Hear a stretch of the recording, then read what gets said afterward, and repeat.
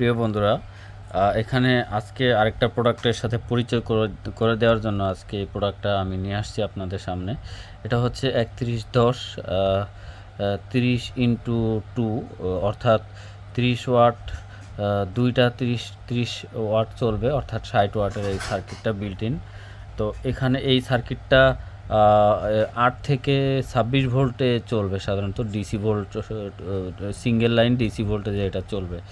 এখানে লাইন পরিচিতি আপনারা দেখতে পাচ্ছেন, এখানে গ্রাউন্ড, নেগেটিভ এবং এখানে পজিটিভ।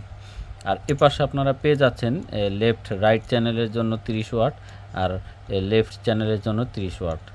আর এপাশে আপনারা পেয়ে যাচ্ছেন অডিও ইনপুট, এর সাথে কোনো ইনক্লুড ব্লুটুথ নেই বা থাকে না, এটা আপনারা জেনে থাকবেন। আর এটা আইসিটাকে প্রোটেক্ট করার জন্য রেডিয়েটর ব্যবহার করা হয়েছে। এটা 30-60 ওয়াট প্রোভাইড করে থাকে, খুব দুর্দান্ত ভালো মানের সাউন্ড প্রোভাইড করে, ডিজিটাল সার্কিট যেহেতু। আর এটার ব্যাক সাইডে দেখাইতে গেলে জাস্ট সেম এটাই আপনারা পাবেন। এখানে চাইলে উল্টা পাশে কানেকশন করতে পারেন, অথবা প্রয়োজন মাফিক ফরওয়ার্ড সাইডে কানেকশন করতে পারেন। বাট সার্কিটটা খুবই উন্নত মানের, চায়না থেকে এই সার্কিটগুলো হয়, শুধুমাত্র চায়না, বাংলাদেশে কোনো সার্কিট হয় না, আপনারা সবাই জানেন। তো যা হোক, আমার বেশি কিছু বলার নাই। সার্কিটটা আসলে স্টেরিও সার্কিট, দুইটা 6 ইঞ্চি স্পিকার, খুব খুব খুব ভালোভাবে দুইটা 6 ইঞ্চি স্পিকার চলবে।